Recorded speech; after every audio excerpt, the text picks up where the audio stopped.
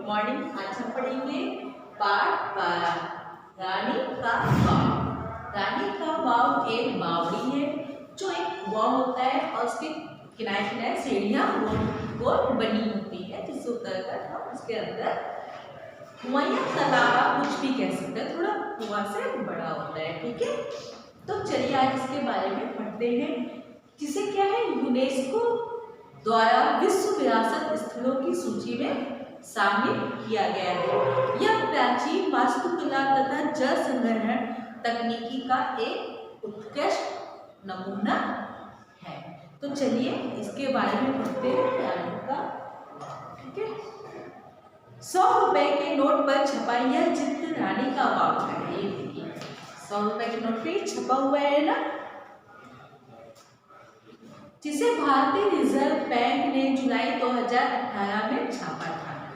यह चित्र हमारी प्राचीन वास्तुकला का एक अद्भुत नमूना है जो शताब्दियों से समय के गर्भ में डूबा हुआ था। पुरातत्व विभाग ने इसे खोजकर पुनः जीवित किया है। क्या था, कहीं खो गया था जिसको पुरातत्व विभाग ने फिर से खोजा है और उसे पुनः जीवित किया, यानी उसकी फिर से वैसा ही बना दिया। रानी का वाव एक बावड़ी है। ठीक है, बावड़ी को कई नामों से पुकारा जाता है। कन्नड़ में इसे कल्याणी या पुष्करणी कहते हैं, मराठी में इसे बारव कहते हैं, राजस्थानी में इसे बावड़ी या बेरी तथा अंग्रेजी में इसे स्टेप वेल के नाम से जाना जाता है। गुजरात में बावड़ी के लिए एक वाव शब्द का प्रयोग किया जाता है। गुजरात में क्या इसके लिए वाव शब्द का प्रयोग किया जाता है। गुजरात में स्थित इस बावड़ी का निर्माण एक रानी द्वारा कराया गया था। गुजरात में इसका निर्माण किसके द्वारा, एक रानी के द्वारा कराया गया था, इसलिए इसे रानी का वाव कहते हैं। भारत में ऐसे स्थानों पर जहां पानी का अभाव रहता है वहां प्राचीन काल से ही बावड़ियों का निर्माण समान रूप से होता आया है। बावड़ी एक कुआं या तालाब होता है। क्या होता है, एक कुआं या तालाब होता है जिस तक पहुंचने के लिए सीढ़ियां बनी होती है। जिस तक पहुंचने के लिए क्या होता है, सीढ़ियां बनी होती है। इसे सीढ़ी नुमा कुआं भी कहते हैं। क्या कहते हैं, सीढ़ी नुमा कुआं, यानी सीढ़ियों से बना हुआ एक कुआं जो कुएं से आकार में थोड़ा बड़ा होता है। ठीक है बच्चों, बावड़ियों का निर्माण जल संसाधनों के संग्रहण, रक्षण तथा ताजे जल की आपूर्ति आदि के लिए किया जाता था। बावड़ियों धरातल से नीचे बनाई जाती थी, इसलिए इससे पानी का वाष्पीकरण कम होता था। ये क्या था, काफी नीचे धरातल से बनाई जाती थी, इसलिए इसका पानी वाष्पित होकर ऊपर ज्यादा नहीं जाता था। वाष्पीकरण कम होने से इसमें पानी लंबे समय तक बना रहता था। बावड़ियां जल संसाधन के भंडारण के साधन के साथ साथ सामाजिक तथा सांस्कृतिक जीवन का केंद्र भी होती थी। सांस्कृतिक और सामाजिक जीवन का केंद्र भी होती थी।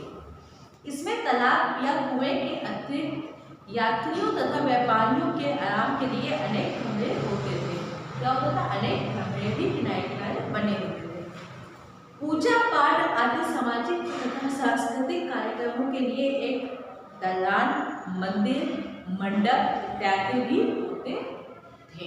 ठीक है, रानी का वाव गुजरात के पाटन जिले में धरती के नीचे स्थित एक विलक्षण संरचना है।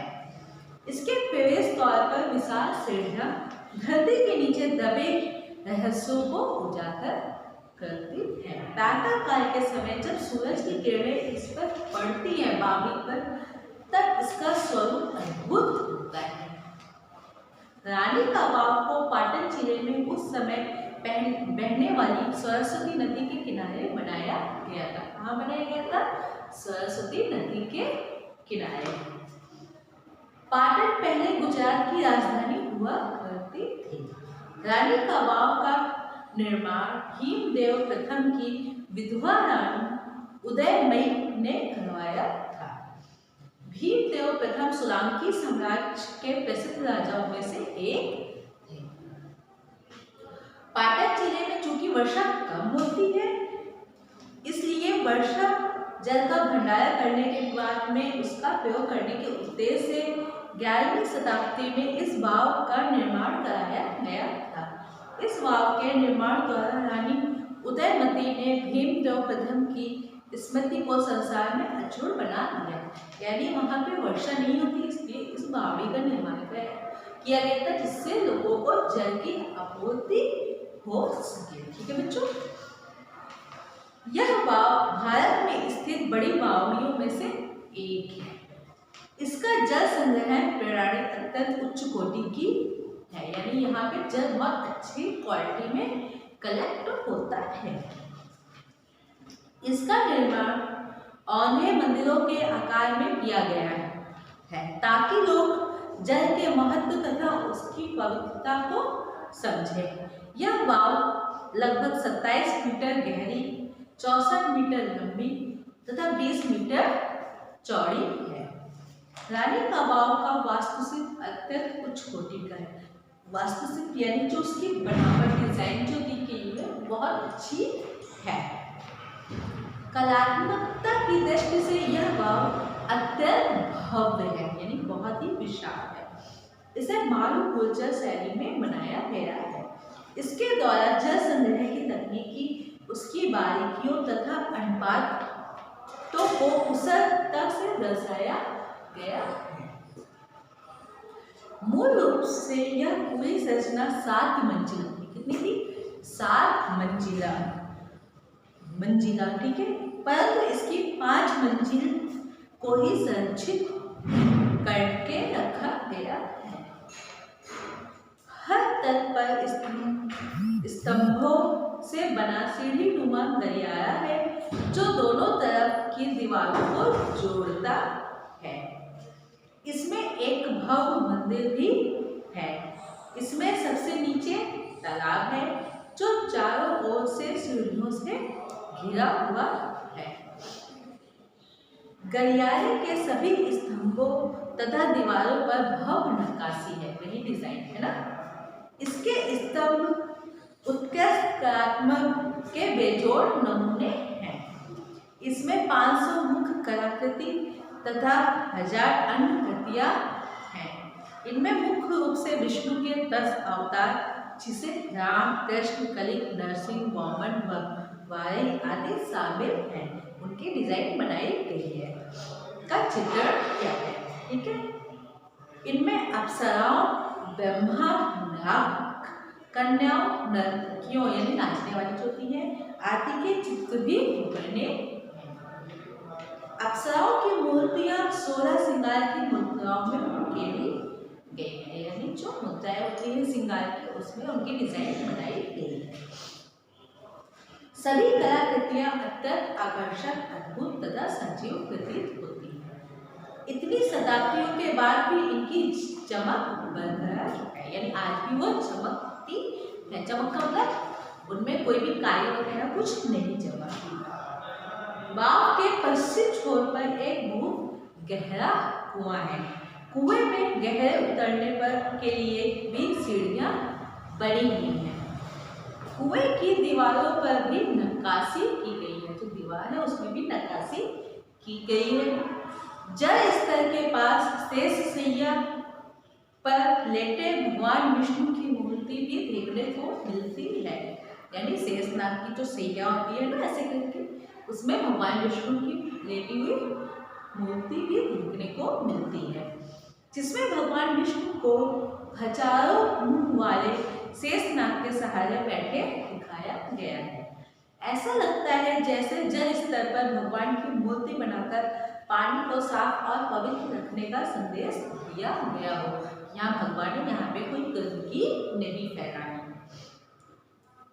कुएं के आखिरी सीढ़ी के पास एक दरवाजा है, जिसमें लगभग 30 किलोमीटर लंबी एक सुरंग बनी हुई है, जो पाटन के पास स्थित सिंहपुर गांव में जाकर निकलती है। सुरंग इतनी लंबी है जो एक दूसरे गांव में निकलती है। कहा जाता है कि इस सुरंग का प्रयोग युद्ध काल में राज परिवार द्वारा गुप्त रूप से निकलने के लिए किया जाता था। ठीक है, जब युद्ध होता था तो वो लोग सुरंग से चुपचाप निकल जाते थे। अब इस सुरंग को मिट्टी और पत्थरों से ढक दिया गया है।